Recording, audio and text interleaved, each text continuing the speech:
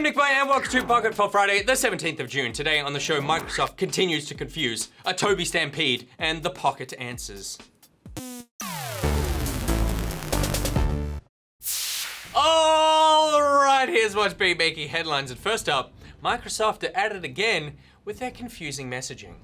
Yesterday, Phil Spencer said it's not worth getting a Scorpio if you don't have a 4K TV, but today, in an interview with Giant Bomb, he's changed his tune a little and stated that games may look different and run a little better. He goes on to say that the added power in the Scorpio is made for running a game in 4K, but if developers want to use the power to make bigger and better games instead, they can. But would that mean we would then see a future divide between Xbox One games and Xbox One Scorpio games? Microsoft!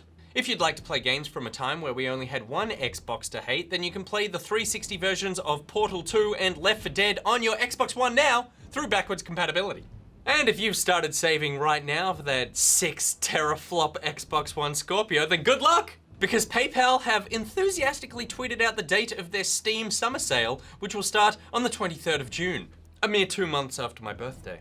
This comes a month after a Reddit user leaked the date and times of the sale as 9:45 a.m. Pacific time on June 23rd until July 4th, 10 a.m. Pacific. Tell your wallet to limber up because you've got games to buy you're never gonna play. Moving on, and contender for the world's cockiest game developer, Kojima wants us to be more curious about the trailer for his new game, Dead Stranding. In a series of tweets from Kojima Productions, the first says, "Our game is still far from released, but the game has already begun. What can you spot?" This hints that he wants us to go all Year 12 English and interpret the symbolism of the hand tan and the tiny babies. Alright, so there's a bunch of whales in there, there's a naked guy covered in handprints, and Kojima has gone on record saying that the game is mostly about rope. My guess? Kojima likes it kinky.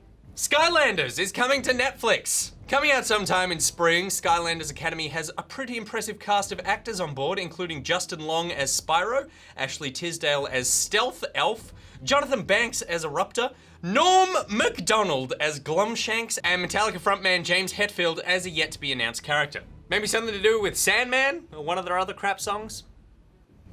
According to Activision Blizzard, the show gives us the opportunity to approach narrative storytelling with the same level of quality and excellence that millions of Skylanders fans have come to expect from the game. And with that, E3 is over for another year. According to the organizers, the show was down 3.6% in attendance, with the amount of people who rocked up around 50,300. This may be due to big publishers such as Activision and EA not attending the show floor, EA of course doing their own thing just across the road, but also because E3 hosted their first openly public event earlier in the week, totaling around 20,000 people. But don't worry, E3 2017 will be back June 13th at the LA Convention Center. And now it's time to say goodbye to E3 with our thing of the day. Goodbye, Fun Traps. Now, not only do we know where you are, because we're looking at all the statistics, we know who you are because you're commenting on this version of Pocket. So I have to resort to naming and shaming those of you who haven't taken the initiative. Click one link and join the future. Fudge Monkey, Soul Weaver, Alexander Henderson, Alexander Henderson, Alexander Henderson. First, it's Thing of the Day. A horde of gamers were filmed running in to get their hands on the latest Legend of Zelda, just like a crowd of desperate, pathetic Tobys. The footage came from Polygon.com, and special mention should be given to Praise the Sun Guy, who managed to withstand the tide as long as he could. Alexander Henderson, Alexander Henderson, Alexander Henderson. First, it's Thing of the Day. All right, now it's time for Ask Pocket, where you ask and this bad one answers. Now, our first question comes in from Tom Harmathy. Compared to the roast, how much different is it working on Good Game Pocket with a daily turnaround? Tommy, thanks for watching both this and the roast, I assume. Production-wise, the two shows are totally different. The news in Pocket is written, but that's just about a page or so, so it's not too much. And then the talk-throughs are all just off the cuff, and the gameplay videos are the same. John does have a lot to edit. There is a lot of work for him. But the thing that makes it both better and worse is it's just him doing all the work. He doesn't need to coordinate between different departments and other people. He can just power on himself. It is a tight turnaround because it's daily content, but it's still generally a pretty relaxed vibe around here. By comparison, on The Roast, which was a daily satirical news show on ABC2, for those of you who didn't know, we had many moving parts. I would get in around 6:30 each morning. I had 12 writers, and the group of us would sit down and figure out what we wanted to cover on that day's episode. Then we'd spend 45 minutes pitching ideas. I'd pick the best ones, and we would all have 4 hours to write the script. I'd then have a head of department meeting at 10 with production, tell them what we're doing, and then go back for a first read-through. All 30 people on the team were listening to that together. I'd give notes, writers would rewrite, production would start making props, graphics, writing music, preparing a studio. We'd start shooting around 11:30, finish shooting at about 3, and the editors would be cutting from about 1 o'clock up until 5:30. I'd watch a cut, give more notes, finalize graphics, coordinate with ABC for legal, classifications, editorial. We'd rework the episode, then it would go to sound mix. Sound would finish up, and it was on a bike with our production assistant heading down to the ABC by 6:30. I'd then debrief, prepare for the next day, get out the building around 7:38. And this happened every day, 180 episodes a year for 2 years. It's interesting, while technically we make more content here on Pocket each day because the episodes are longer, it's actually kind of easier to make because A, it's not that written, and B, it's all one camera chronological shoots, and so it's easier to edit in post. Plus, it's mainly just talking heads. It's mainly just me and the game, or me and one other person. None of that is to diminish the incredibly hard work that everyone here puts into the show, particularly John and Pete and Sam and the Toadmeister, pretty much anyone who stands around the camera while we make it. It's just a totally different beast. All right, our next question comes in from Blake Murphy. Did I hurt your feelings when I told Pete I didn't like you? Ah, Blake. So for those of you who don't know, this is the kid from a school in Gympie who told Pete he hated the show and that I had an annoying voice. So, John, could we just do something to this bad boy to make it not so unbearable for Master Murphy to listen to? Listen, Blake, you didn't really hurt my feelings. I mean, it's never nice to hear that somebody doesn't like you, particularly when it's something that you can do nothing about, like the sound of your voice. But then I took some comfort in the fact that the thing you don't like about me is the sound of my voice, and there's nothing I can do about that. And that I am, in fact, perfect in my own imperfections. So then I kind of moved on. And ultimately, I do feel like I'm the winner because you're still watching the show. Love you, Blake. Thanks for watching. Good luck with your exams. Whatever's going on at school right now.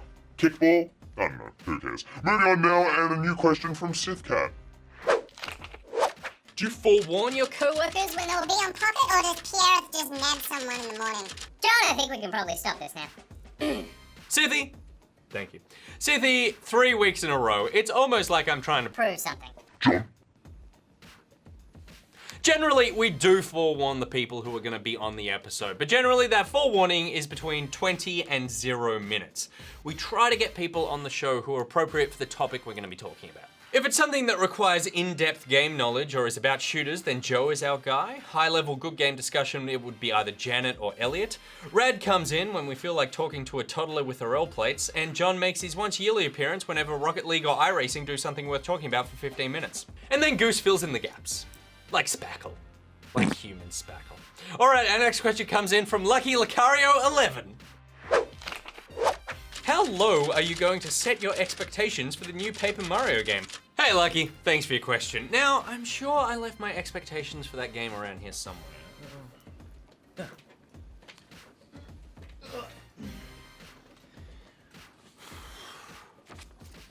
Here they are.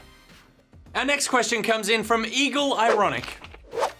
Where did the expression tickling the nugs come from? And what is the purpose of the accompanying hand movements?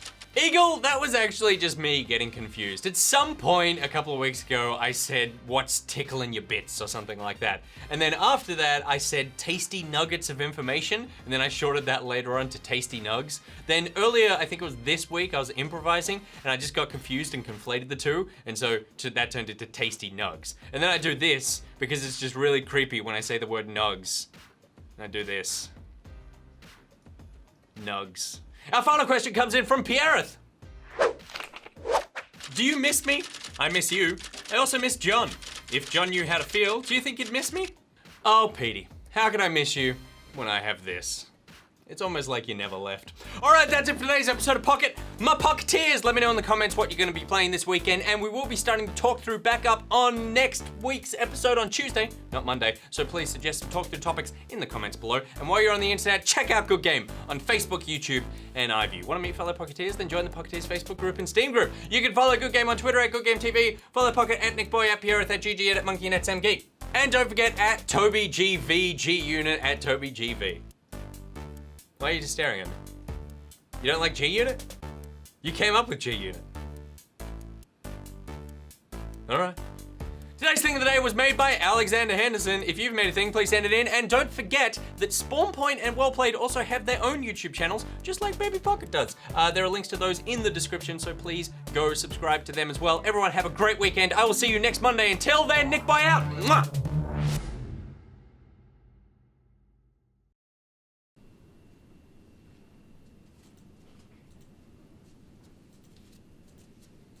You're still here? It's over. Go play a game or something. Go.